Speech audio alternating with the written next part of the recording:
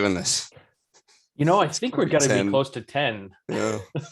And usually there's technical difficulties, so I'm keeping my fingers crossed. But no, this is always one of our favorite talks of the year.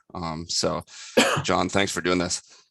Yeah, thanks for having me on, Drew. So as mentioned, John Lynch, infectious disease doc based at Harborview. I always put in the slides that I've gone through over the last few years, or the last, I think since 2016 or so. And unfortunately this year, kind of like last year, is going to be a little bit focused on COVID. Sorry, hopefully this is the last time we do this, but it is what it is. And I haven't really been doing anything else for the last 2 years. So quick disclosures, nothing pertinent to this talk, but I do consult with Alaska Airlines as far as my University of Washington work. I also work with the Port of Seattle and the vertical road climbing gyms on COVID prevention. So, I'm not going to go through all these, but I just go back and always list the things we've talked about. And as I did last year, also mentioned that many of my talks also include novel infectious diseases like Zika, Ebola, Candida auris, a highly drug-resistant fungal pathogen, resurgent measles. Last year, I think I talked about from 1 to 31 million, a COVID perspective. And this year, I'm going to sort of just catch up people where we are on all of this. And sort of more recent developments, and certainly open to discussion, which always seems like a fun part of this talk. Last year, I closed off on this slide of Dr. Tim Dellett with Dr. Tan Nguyen, who's one of our long-term care specialists based at Harborview, after he received his vaccination, and just sort of captured the overwhelming emotion of that, introduction of this new tool to fight against this awful pathogen that had been just taking tolls on everyone, but especially older adults. Unfortunately, we're seeing that still occur in Hong Kong right now and other parts of China, where the acceptance of vaccination by older adults, particularly those over their 70s, over their 80s, and older, are highly under vaccinated and now highly susceptible to bad outcomes due to COVID-19. And I think this is sort of where I left off last year, to catch up people up as to where we are right now, at least locally, and then a little bit more broadly. You can see that, and I had to turn these slides in last week, and these things change so fast. You can see this is our community level, and I wanted to comment on that in a moment here. But we're looking at King County. I think this is reflective of trends pretty much everywhere in Washington State. That you see the number of new COVID-19 cases is coming down. That number has actually been updated on Thursdays, right after I turned the slide deck in. And we're now about 50.5, which would allow King County to move into the moderate category using the old approach. New COVID-19 admissions around 2 per day. For a lot of reasons, that felt like it was sort of stabilizing, maybe come down again. And then you can see that the percent of hospital inpatient beds occupied by COVID-19 patients is about 4.7%. That was pretty stable, as you can see from this graph, for a little bit, and now it seems to be started coming down again. And this put us into this community level in King County and many other counties in Washington State of low, so green. And folks may, and I'll show some of these maps, is that recall that we were all in this high or substantial category for a long time, due to the Delta wave and then the Omicron wave. And then CDC updated its approach and its classification, which all of a sudden put us from red, where we were in King County, so high transmission, up near 200, over 200, well over 200 cases per 100K over the prior 7 days, to green, low. And that had to do with a transition from looking at case counts and using that as a metric, and moving over to hospitalizations with sort of bifurcation at 200 per 100K, which we had previously really considered a very, very high level of transmission, but now recognize that there's a disconnect between Omicron infection and the need for hospitalization and other advanced care. It's at least true for the Omicron part. So good news in general for King County, and I think for most of Washington State, if not all of Washington State, in terms of this trend overall. This is a breakdown of looking at that metric, because I do think it's important to recognize why we're low here, or any other county in the state that's low. As I mentioned, they use basically hospital capacity now. So you can see it's new COVID-19 admissions per 100,000 population, 7-day total. So low, so less than 10 puts you in the low. Less than 10% occupation of inpatient beds by COVID-19 patients also puts your county in the low. But you can see on the far left there that they also look at new COVID-19 cases per 100,000 people in the last 7 days. And so use that fewer than 200 and 200 or more. And it was really interesting for us, and why, you know, going from that high or substantial category to low in this transition was so uncomfortable, is that, you know, for the entire 2 years, all of 2020, all of 2021, we considered, you know, 200 or more per 100K as extraordinarily high transmission rates. Actually, through 2020, 2021, we never really got that high. And so to use that as a sort of a bifurcation in this classification still feels a little uncomfortable, because if, you know, it might work for Omicron, although the data aren't abundantly clear for us. But if we were heading up in terms of our case counts, we're probably going to hit the hospital numbers in capacity before we hit that number of before, you know, more or less, which would mean that we would remain in low, and maybe for much longer than I think we would want, because of the delay between infection and hospitalization. The other thing that's important to recognize is that with access to antigen testing, both from the federal level and the Washington state level, a lot of people are getting home antigen tests and aren't reporting those. And so the metric around case counts is undercounted. So, and that's true here, or, you know, and when we think about these classification schemes. It is a reminder that if you haven't ordered your antigen test, this is a great time to do it. There's plenty of stock and they're freely available. I think you get 2 tests per person per month from the state. And I'm not sure what the federal status is right now, but it's definitely worth doing it. This is looking at a map. And just a quick, I'm going to go back and forth between these two, but this is where we are right now, or as of end of last week, with our case rates. So with red being high, so you can see across the United States, 895 counties, about a quarter of all counties are in high transmission rates. You can see in Washington state, it's just a few. And again, these have come down since last week. A bunch in substantial, some in moderate, and a few scattered in low, particularly in low population counties. You can see in that some of those Midwestern states. So this is where we are at the end of last week. So, you know, as you can see, a lot of transmission going on across the country due to Omicron, BA1 for the most part. But this is where we are with our community levels right now, almost all green. And so again, for those of us doing this work and involved in public health, you can see sort of this disconnect and reason for discomfort around how we look at case transmission rates, which are still very high, and our community transmission risk, which in most of the country, as determined by the CDC, is low in green there, including, you can see that big swath in the middle of the United States, which was red. You can see those big dense states of red, you can see are almost all green here. So a little uncomfortable, something we're gonna have to pay attention to. And just a note when you're looking at these data and how they inform your activities and behaviors. Our numbers in UW medicine, again, just looking at a snapshot through my own experience in all of this, is that our rates and hospitalizations have been pretty stable. We've been stuck around 20, and actually at the end of last week started to actually creep up a little bit. So again, something we're going to keep a close eye on. For the vast majority of these patients are in acute care, but some are still requiring ICU.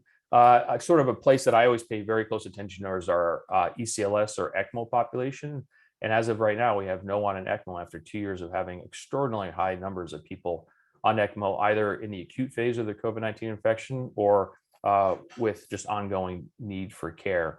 Looking at just the numbers this morning, it's our EOCs at 8 o'clock this morning. Numbers appear to have actually dropped a little bit more now. So that's good news, and hopefully a continuing trend as we move into the warmer weather of the spring. Looking at the COVID-19 surge in December, which we all experienced, the one starting in December, excuse me. You can see that we entered into the beginning of December in UW medicine, just as one sort of metric as to how this impacted us. You can see that we were kind of burbling along 20 inpatients across the four UW campuses, so it's Harborview, Valley, UWMC, Montlake, and Northwest. And then, just before the winter holiday around the 24th, you can see those numbers start to increase quite dramatically.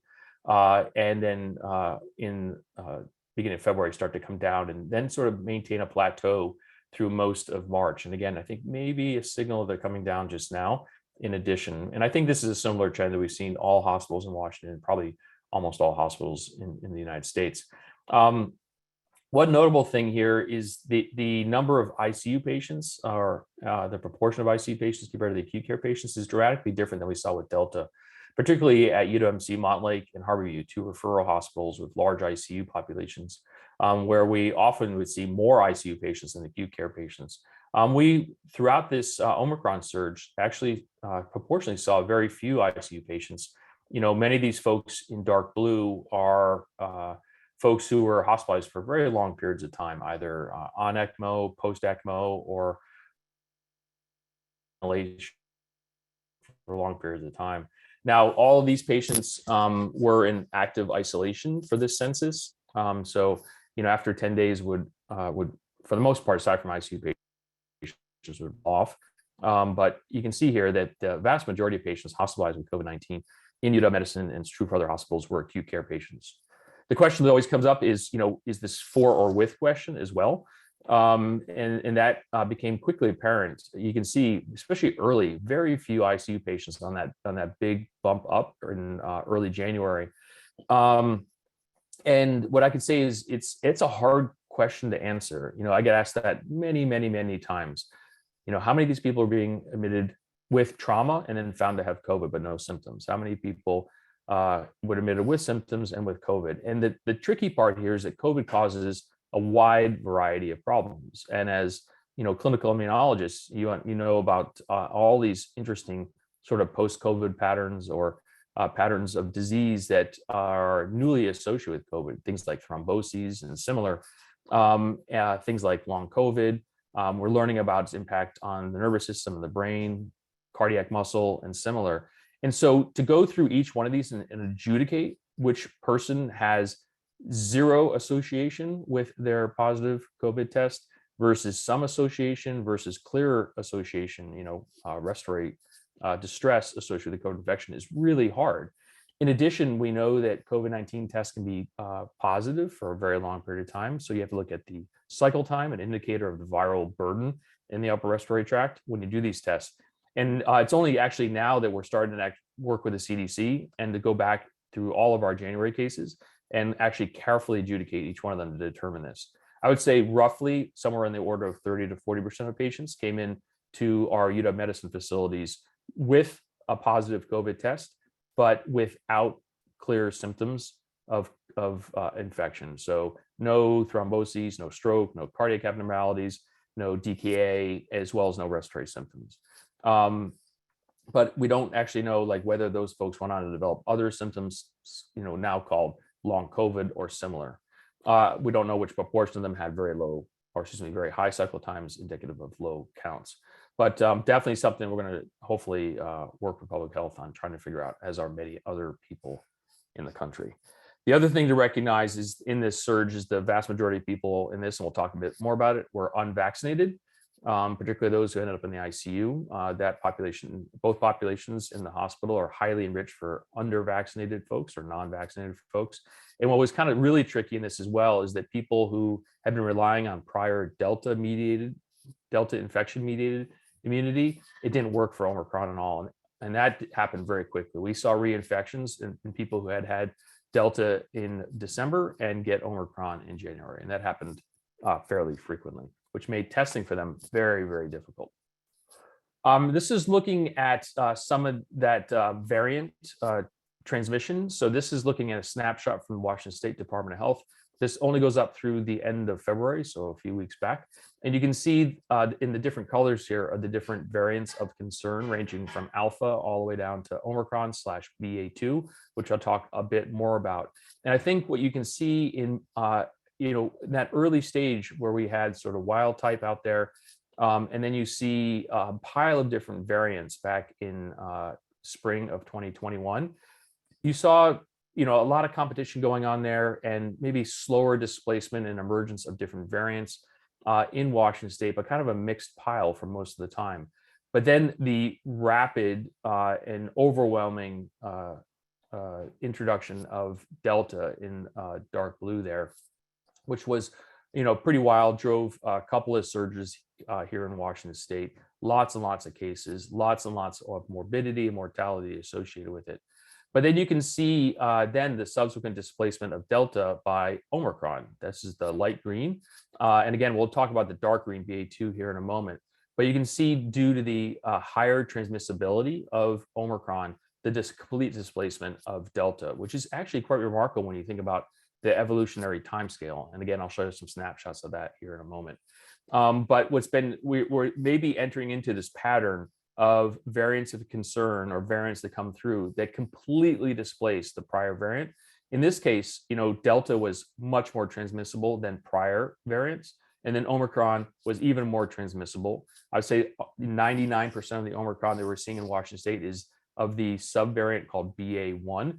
And that was just much more transmissible than Delta, but fortunately less pathogenic, which is, for us, very, very lucky. Because if we saw a Delta level pathogenicity in Omicron with the numbers we were seeing back here, you can see compared to the other surges we had, it would have been absolutely devastating, just absolutely devastating for every single healthcare provider and facility in our country and on the globe.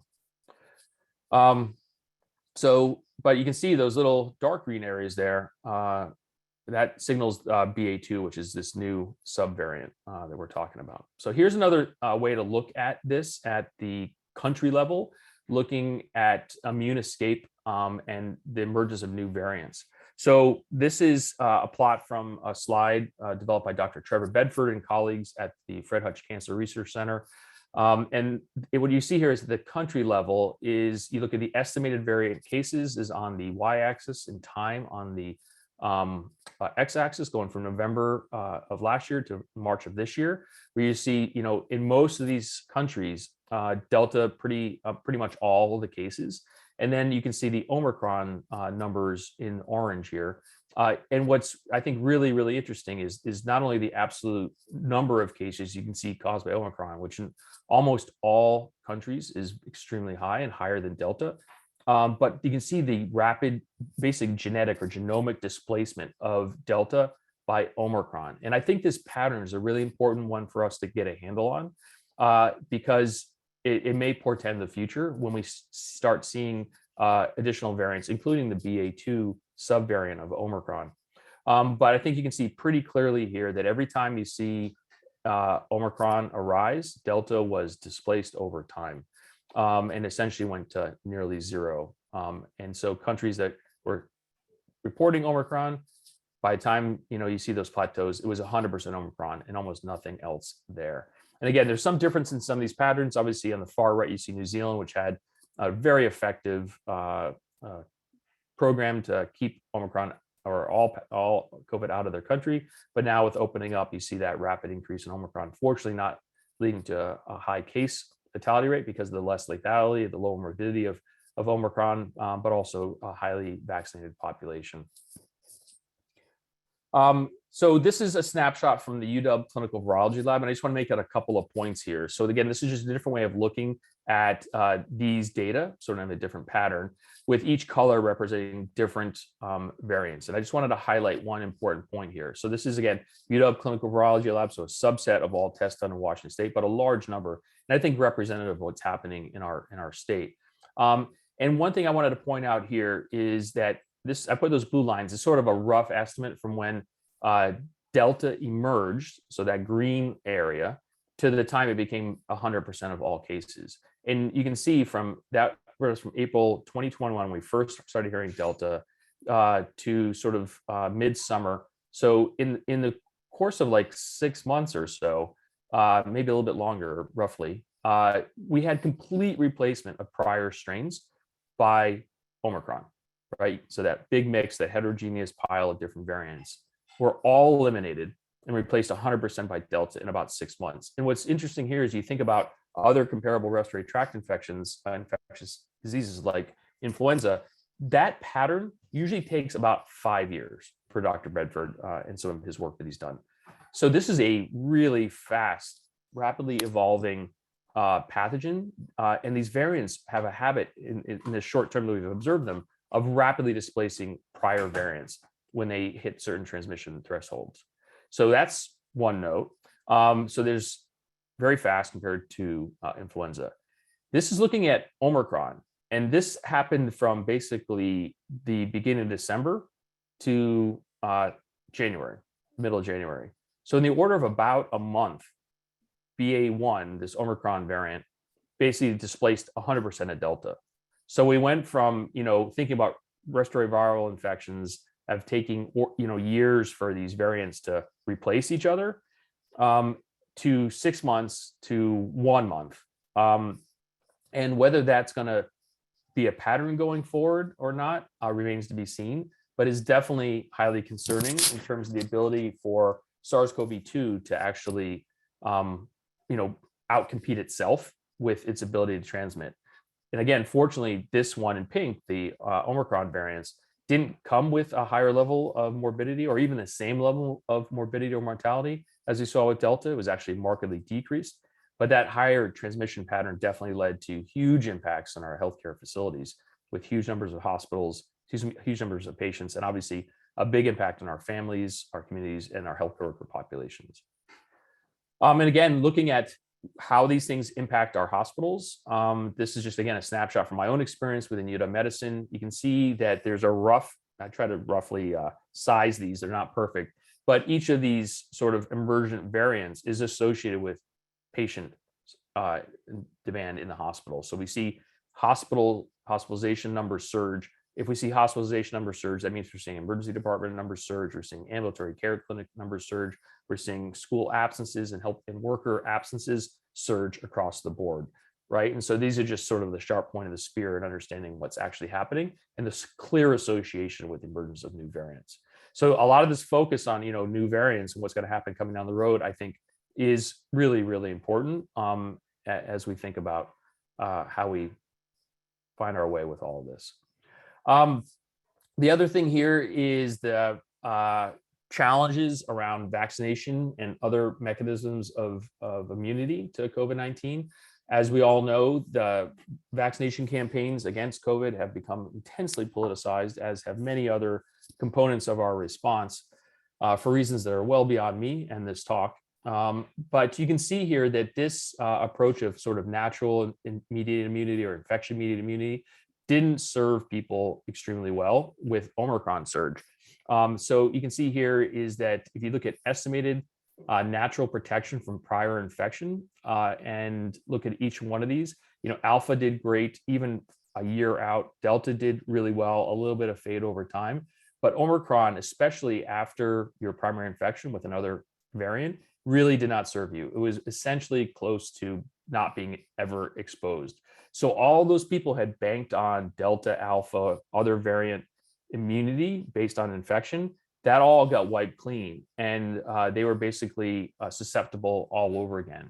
Really no immunity there. And the challenge there is that in some ways, when Omicron came on board and became the major variant, all those people who had, up until December were kind of fell into the semi or highly immune population now become susceptibles again. And now that means that there's more people who can potentially get Omicron. So in some ways, it was sort of taking us back to March of 2020 when everyone's susceptible, obviously with the exception of the vaccinated population to some extent. And this remains true. There's still a lot of people out there who have been infected with Delta or Alpha. Trevor estimates that about 50% of susceptible people got infected with Omicron in the United States, which is a pretty high number. That still means 50%, who didn't get infected are still potentially susceptible. And so there's still a lot of susceptible folks probably out there. The other challenge we had with this was the sort of waning vaccine effectiveness with depending upon time. And so on this one, you're looking at vaccine effectiveness on the y-axis and then looking at time at the bottom. So in weeks, since they either got dose 2 or a booster, depending upon which one it is here. And so what's a little troubling here, obviously, is that folks who got 2 doses of the 16.2b2 vaccine, you can see that over time versus Omicron, that's the gray circles, you see waning vaccine effectiveness, particularly once you get out to about 20-ish, 15 to 20-ish weeks. You see it drops down to about 20% in terms of effectiveness. But with boosting, you see that brings it up, not as high as it did versus Delta, but still substantially high in terms of its ability to prevent infection. Now, the good news throughout all this, and I may have data on this, and I'll show you, is that the effectiveness of the 2-dose vaccine plus minus the booster still proved to be very highly effective against hospitalization and death, much more so than infection overall, but definitely not as good. And so this is really where the message around boosting folks came from, but again, portends potential challenges in the future as we think about time, since even our 2 doses of vaccine, J&J single dose and or boosters over time, because you can see that effect only goes out to 15 weeks on this study versus the 25 weeks before. The other point here is that most of the people on the planet actually fall into that 15 to 25 weeks plus since 2 doses. We have not been effective in our vaccine campaign across the world in getting everyone boosted or even vaccinated. And so the challenge, again, I just mentioned that, the folks who have been counting on Delta, Alpha, and other infections meeting their protection, right? They're now susceptible to Omicron. Similarly, people who have had 1 or 2 doses are now probably pretty far out from their vaccines, and that puts them also into this more susceptible population. And so, again, in many ways, for a lot of the planet, Omicron made us kind of back like we were in March of 2020, which is really problematic. This is looking at just going beyond just getting infected and looking at the effectiveness of mRNA vaccines, 2 doses, 3 doses, and then over time, and looking at its impact on clinical presentation. So this is looking at emergency department and urgent care encounters. You can see I have the citation at the top right there. You can see that there is a decrease over time. So if you look at less than 2 months since your 2 doses, about 88% vaccine effectiveness, trends down to about 69% effectiveness. If you look at 3 doses, 92% down to about 50 after 5 months. But that is, so the important point here is this is emergency department, urgent care centers, some trend downward, but definitely much better than you see on that far left or even the middle column with a vaccinated or boosted population against any infection. So the vaccines continue to be highly effective in preventing emergency department, urgent care facilities. And again, there's this very important distinction between Delta and Omicron. And you can see for the Delta predominant period up until the middle of December, late December, the vaccines continue to be highly effective even over time. So 92% down to 77% after 5 months. If you got 3 doses, i.e. boosted, it was right up around 90%, even at greater than 4 months. So really profound protection from infected in populations. But you look at Omicron, you can see that clear trend downward from 69% to 37% after 5 months, and then 87% down to 31%. And again, this is looking at emergency department and urgent care visits as a result. So a bit of a challenge, something we're going to have to keep close attention to. This, again, I mentioned in the surges we saw with Omicron that it was really a result of the huge number of infections, with even a small percentage being a large number in terms of hospitalizations. Fortunately, as I mentioned, Omicron very clearly is associated with a much lower risk of hospitalization. And again, this is a paper that I think Trevor and others contributed to that looks at the differences in the hazard rate for hospitalization across different variants.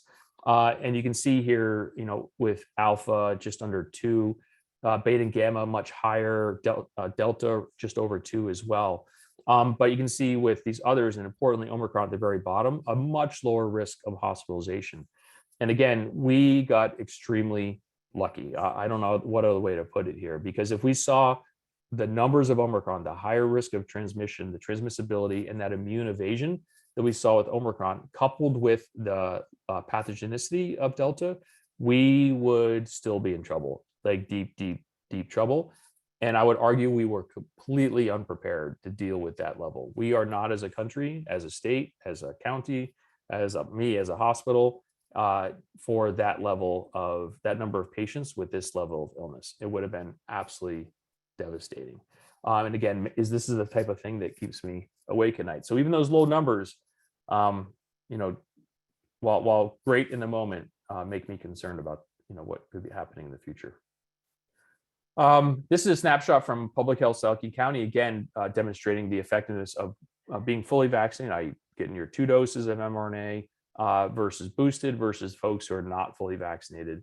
And I think these types of data are really helpful for communicating with patients and family and similar. And you can see that distinction between being, so if you look at folks who are not fully vaccinated, 2.5 times more likely to test positive versus boosted individuals. So it's still really effective. You see that for hospitalizations is a 12-fold difference between being boosted and not fully vaccinated, a 24-fold difference in the death rate. So we're just not seeing vaccinated and boosted people die. And we're not seeing them in the hospital unless they are immunocompromised and have complications of COVID due to that lack of vaccine efficacy in that population. So, you know, hopefully we'll continue to see this trend going forward. Boosting has been a challenge. You know, in UW medicine, we have 98% of people vaccinated, but we're definitely seeing a big drop off in people getting boosted, unfortunately, even though we have a program aimed at increasing that rate. This is just another way of looking at it graphically. Again, these are available on the Public Health South King County website, which has done a great job providing us with metrics. You can see that orange line is the not fully vaccinated population, and just looking at infection. And you can sort of transpose this onto hospitalizations. That orange line is pretty much all of our serious hospitalizations. All of the folks admitted to UW medicine, pretty much every hospital in our state and our country, are from that orange line population if they're admitted with COVID symptoms in particular. The other thing I wanted to look at, or wanted to talk to you about, were looking at you know, the fact that vaccines can be very effective in folks even after Omicron. So this is another demonstration, and this is looking at older folks. So again, this is an unpeer-reviewed paper, but I think from a very reputable group that's being used by public health, looking at the efficacy of all the different vaccine combinations on that far left. And this is using the commercial names, I'm sorry, but this is looking at things like the Pfizer and Moderna products in different combinations, plus minus boosts that are available for folks in Finland. And I think the most important thing here is if you look at those black dots at the top, they're looking at hospitalizations on the top left and ICU admissions that, you know, our elders in Finland were pretty highly protected across the board with a variety of different vaccine cocktails, which again is fantastic news here. So again, there's this sort of disconnect between infection being fended off by vaccination compared to hospitalization and especially ICU hospitalizations in folks who are vaccinated. And again, we're seeing a very strong signal of protection, very similar to what you're seeing, what we see here with the vaccinated folks in our own county. A couple other good notes here.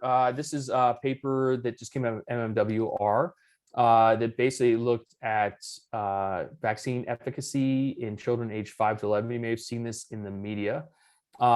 So, you know, I think the take-home message is that 2 doses of vaccine in this age group continue to be highly effective, but not as effective as it was in adults. And you can see 2 doses of vaccine at the bottom there reduce the risk of Omicron infection by about 31% in children 5 to 11 compared to 59% among ages 12 to 15. Now, this is probably likely not due, and again, I'm talking to the experts here, to, you know, the immune system of children ages 5 to 11. It is much more likely due to the fact that they got half the amount of antigen in their vaccines, and they probably need a higher antigen dose in order to get them to that same level as the 12 to 15-year-olds. So we'll see what this means for boosters for this population, which are not as products in terms of just in amount for them as well. But still very compelling to get them vaccinated. I have no news about those under 5. You have family in that younger age. I don't have any information for you. I'm so sorry about that. The other good news here is that if you look at like other vaccines, we've looked at the effectiveness of vaccinating its impact on COVID-19 hospitalizations in neonates, so those are 6 months of age. You can see that the effectiveness of completion of the primary vaccine series early and later in pregnancy was very effective, 32%, and basically supported, like again, many other vaccines have demonstrated that if you vaccinate pregnant women, you protect the neonate, which is incredibly important, right? We want healthy moms and healthy babies. And if either of them get very sick, it's obviously can be quite devastating. Again, so just nice demonstration of that vaccine sort of practice. I'm going to jump over now to a little more talk about the variants. I've sort of circled around back to where we are with Omicron. This is a map from the website called NextStrain, looking at sort of an exploded view of all of the different variants that we've been dealing with at the global level. And these are all strains from all over the planet submitted to NextStrain for tracking. And you can see the color code on the right. There's a bunch of these with different variations, even within the variants. You can see, Delta has several, Alpha and so forth. But what I want to focus on is this bottom right, sort of like at 5 and 4 o'clock. And that's the Omicron branch. You can see on the left is 21K, that's BA1. And then on the right, you see that darker orange branch, that's BA2. So what we've been dealing with here is in our neck of the woods is BA1 for the most part in the United States. This was really the emergent variant across the globe that led to the Omicron stage of the pandemic and the huge a huge number of cases, and then a smaller proportion, but still large number of hospitalizations across the planet. Now, what I want to point is on the right there, 21L, that's BA2. And what the challenge here a little bit is that the reason they're both Omicron, they both come, from this sort of same lineage. But what's important is that if you actually look at the entire genome of 21L or BA2, excuse me, and compare it to BA1, it's as different as another variant inside. Why it's similar here is basic historical, why it's used the same nomenclature is that the spike protein, the spike gene, is very close to BA1. So BA1 and BA2 spike proteins, spike genes are very, very similar. But the rest of the genome of BA2 is actually as different from BA1 as it is from other variants. So if you use the entire genome, it would essentially be a new variant. But for reasons of historical science, history, that's the way it is.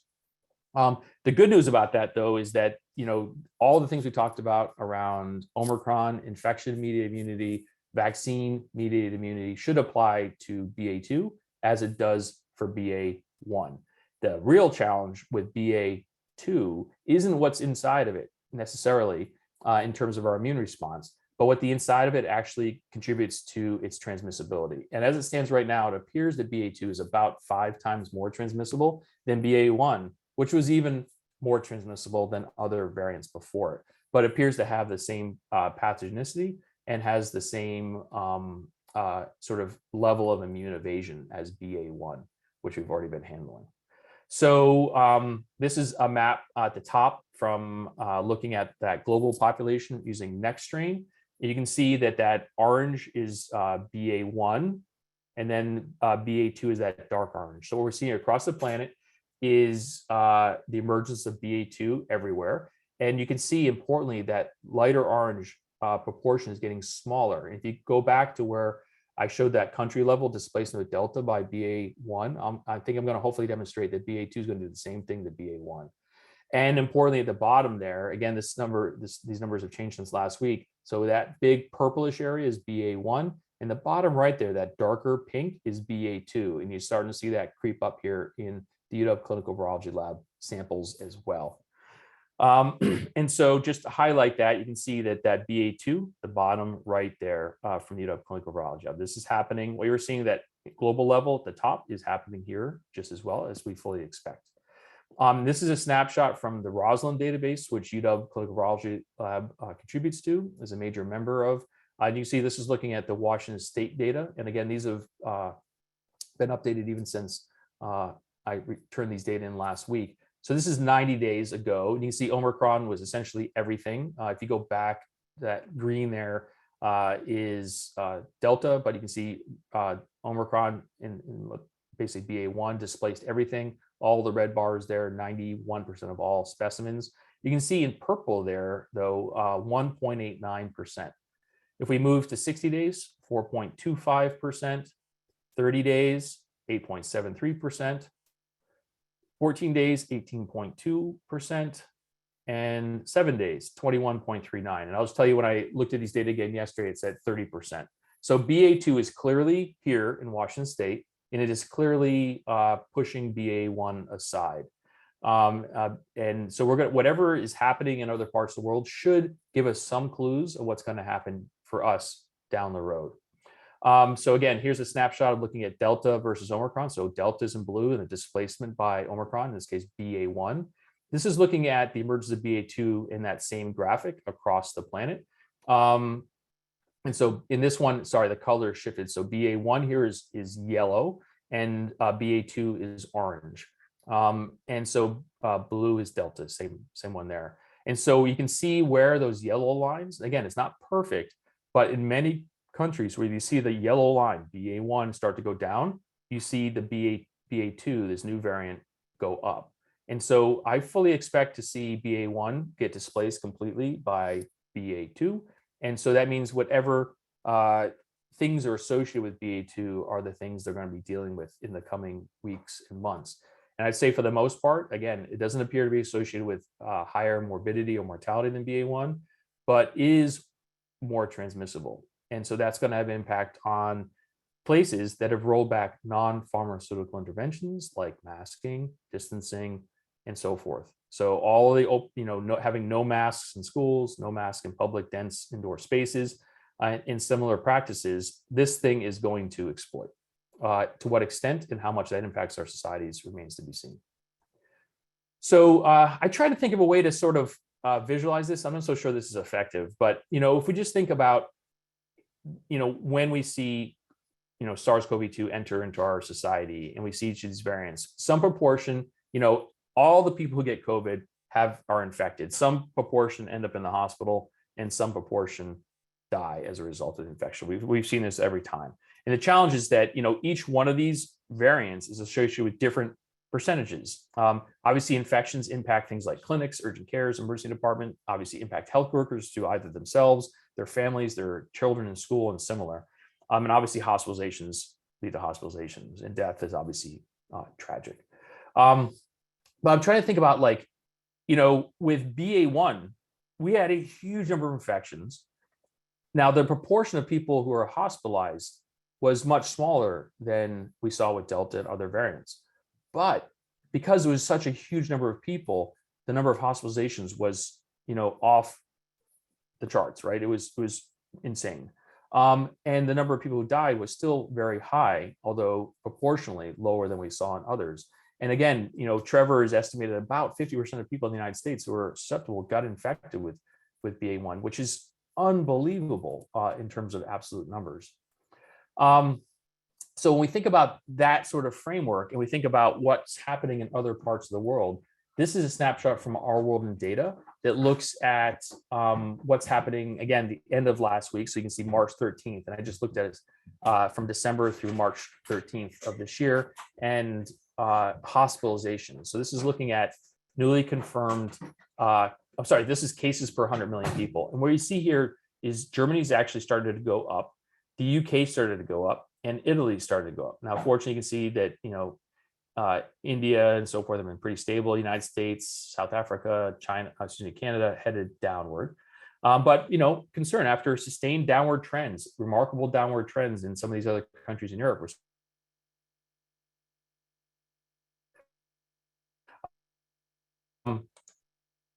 This is look emissions, and you can see Germany still going down, United States going down, Italy going down, South Africa going down nicely, but UK going actually up. Now, not huge, but still in the wrong direction in terms of its lack of NPIs and similar. And so it's hard to know what this portends for us. I will say that every time the UK has had a surge, we've had a surge in terms of hospitalizations. We've had surges that they haven't, but every time they have, we have. Causation,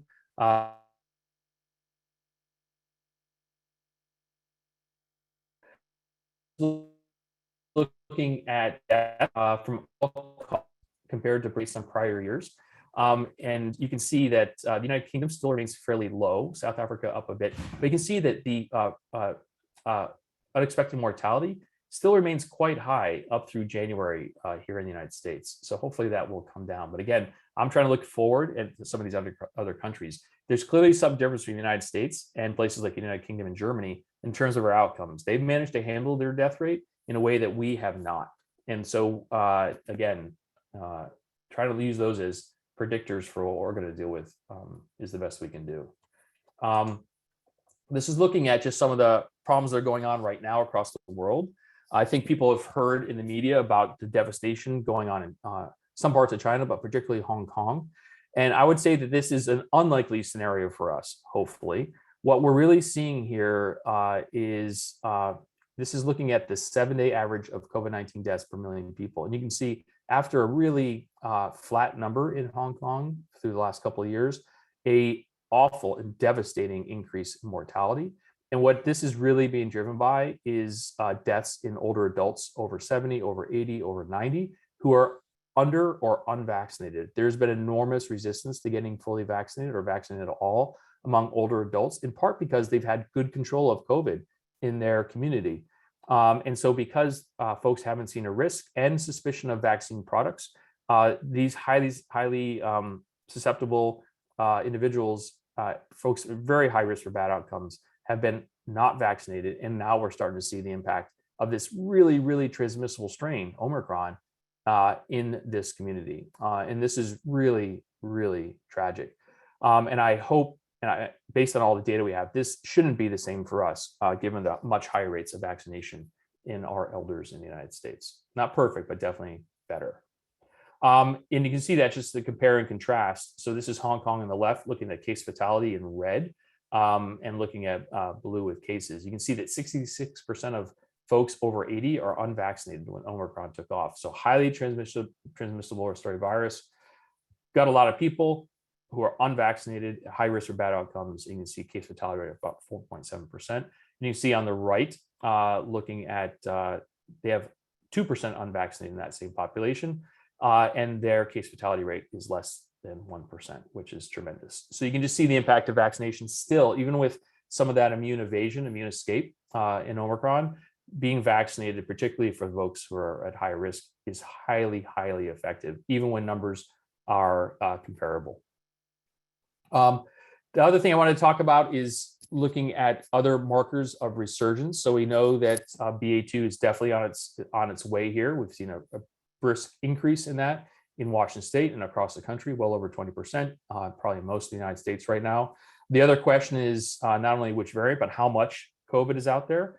Again, people may have seen some of this in the media, is looking at wastewater samples or sewer sheds or waste sheds instead of watersheds, looking at looking basically COVID-19 or SARS-CoV-2 viral RNA copies. And unfortunately, the way the CDC is presenting this right now, so I want to give them credit for doing this. This is remarkable. You can see it's not complete. There's a lot of parts of the United States that don't have these data being presented. And even where some of these dots are, there's no data being reported. But it's definitely a step in the right direction at looking at broad surveillance data. The challenge here is it looks at just percentages, increases or decreases. So light blue is good. So negative percentages in terms of viral RNA present, and then red, 100% or 1,000% or more.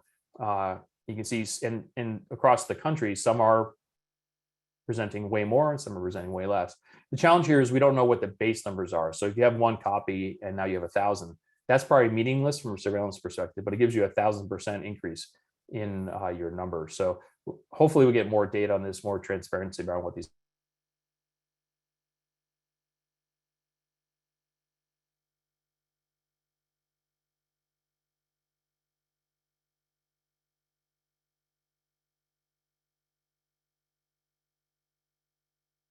It was 1,000% or more. So again, we got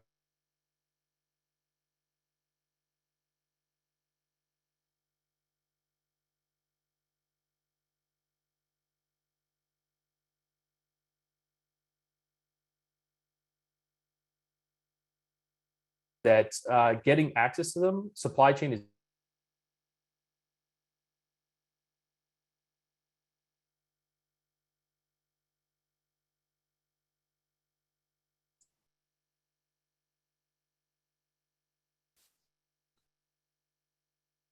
and oral antivirals has been a real challenge.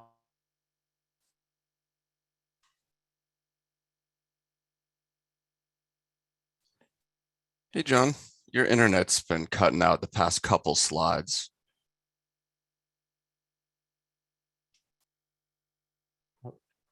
Drew? Yeah, sorry, your internet is cutting out the past couple slides.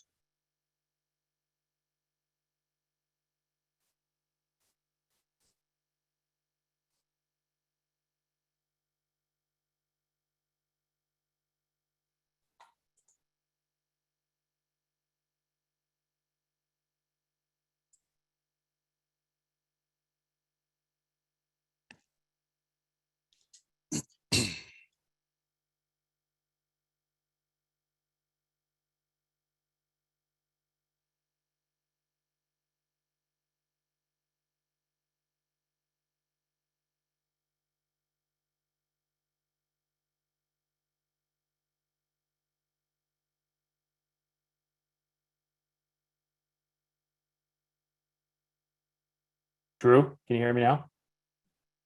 There, now I can hear you.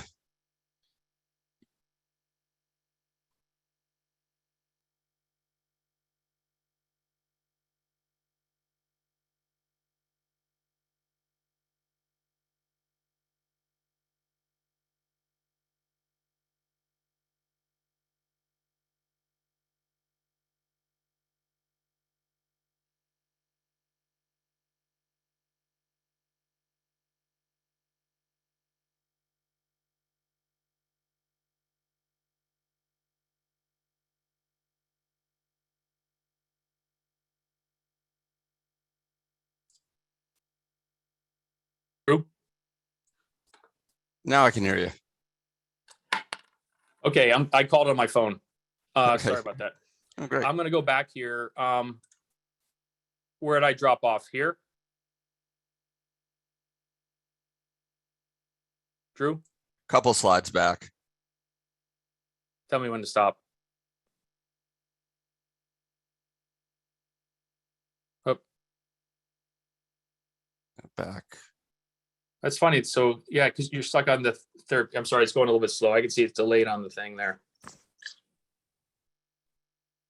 Okay, here. Forward. Forward. Forward. Forward. Here. Okay. Yeah, sorry about that, everyone. Unstable internet. So this is just a snapshot of the CDC wastewater surveillance. This is looking at sewer sheds or similar to watersheds, but looking at basically toilet water in different sectors of the United States. You can see that it's not evenly distributed across the United States. More metro areas reporting, some states much more cooperative with the CDC around these data. Not all of the points are reporting data, but you can see this is definitely a head in the right direction. You can see in Washington State we have a handful, and I'll zoom in there in just a moment. The real challenge with this is, I would argue, is the way it's being reported. You know, looking at percentages, increases or decreases is probably not a really sensitive marker for what we need to see, because you could have, for instance, 10 viral RNA copies, and now you have 100,000. And that may not really mean a lot. It just may mean someone with acute infection flushed the toilet, and that's what we're catching now. And so hopefully we'll get better and more sensitive ways to look at these data going forward. This is looking at Washington State. You can see there's a handful of sites reporting. The gray boxes don't have data yet. Almost everything here is in blue, which is great. In my county, King County, we only have one site reporting. It's on the Snohomish-King County border. You can see it's in blue. But interestingly, that light blue, which is in good right now, last week was reporting 1,000% or more. So a lot of variation as we go forward. I think public health, South King County has got to be developing their own dashboard around this as well. So hopefully more to come that's more informative. I'm not going to spend much time talking about therapeutics. I'm more on the operational side. These continue to be a bit of a challenge. We have 2 oral antivirals, Paxlovid and Molnupiravir for the outpatient setting. And you can see 3 monoclonals, with 2 of them being treatment and 1 being used for prophylaxis. That's the Evusheld. These continue to be pretty serious challenges, particularly the Evusheld. We have a lot of people who are, including many of your patients, who are candidates for this prophylaxis, in addition to getting the 4 doses of vaccine.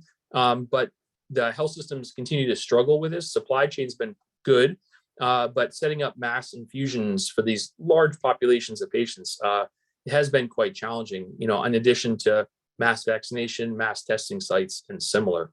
So hopefully more positive notes to come on this in the near future. The thing I'm going to close on here is the future.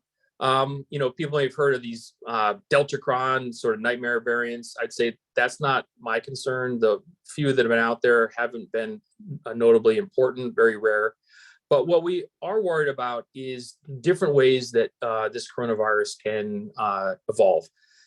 We've seen variants in all these different categories of, Delta being more pathogenic. Some of them, like Omicron, being have greater immune escape. Those with greater transmissibility, including Alpha, Delta, and Omicron. And so it is a real challenge when we think about what the future of future variants are. It could be in any one of these, a similarly transmissible variant that's more pathogenic or more can escape the immune system better or similar. So, I'm not a pessimist. I'm not trying to say that we're going to be dealing with these horrible variants of concern indefinitely, but there's no strong reason to think that they're not going to happen in the next 1 to 10 years. And so that's the big open question for me. Whoops, I thought I had another slide there, but I don't. And so I'll just close there. I have to jump off at 8 o'clock for another meeting, but I'm happy to take questions until that time. And I don't know. I think the code word, Drew, is infection. But otherwise, thank you so much for listening to me today. After, I think, again, year 10 or 11 or 12. Thanks. Great. Thanks, John. We can open it up for 2 minutes here.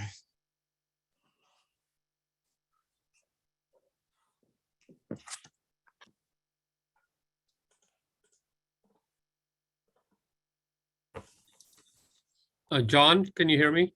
I can, yeah. Yeah, hi, it's Arvin Moka. I'm one of the community allergists. Can you just go through the utility of the COVID-19 core antibody IgG in evaluating eligibility for Evusheld?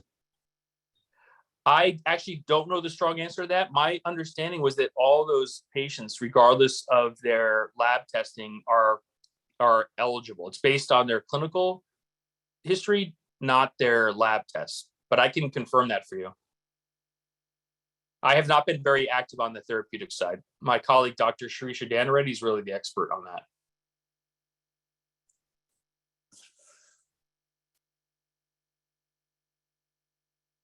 Maybe someone else on the call knows the answer better than I do. Christy?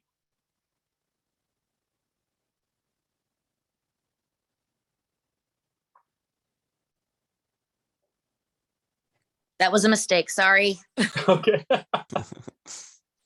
Hi, thanks for a wonderful update on COVID and ever-changing scenario. This is Vinod Doraiswamy, one of the other allergists here at the Polyclinic, and I know Arvin asked the question, but the question related to that I have is is there any, there's data on the antibody, measurement, but, so far we're not using it to make any clinical judgments. Is there any more information or utility or, in terms of finding out neutralizing antibodies versus non-neutralizing and how to use that, if at all, to understand vaccine response or status, say in immunocompromised and immunocompetent? Thank you. It's a great question. And, I have seen zero information. You would think that this would be a hot area of research and clinical utility. And I've seen nothing about, even something as simple as neutralizing, as spike protein titers, right? Or N protein titers, nothing at all in my review of these things. Again, now my review is pretty biased, but I have not seen anything on that topic, which is, I agree with you, it's remarkable because I think it does have utility. I would love to see kind of an IGRA for looking at T cells, antibody titers would all, I think, be really useful. But unfortunately, I'm not seeing anything about those things.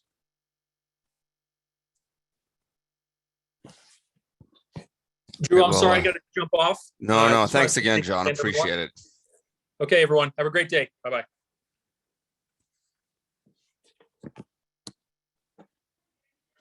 No, sweetie, I got to go to another meeting. Sorry.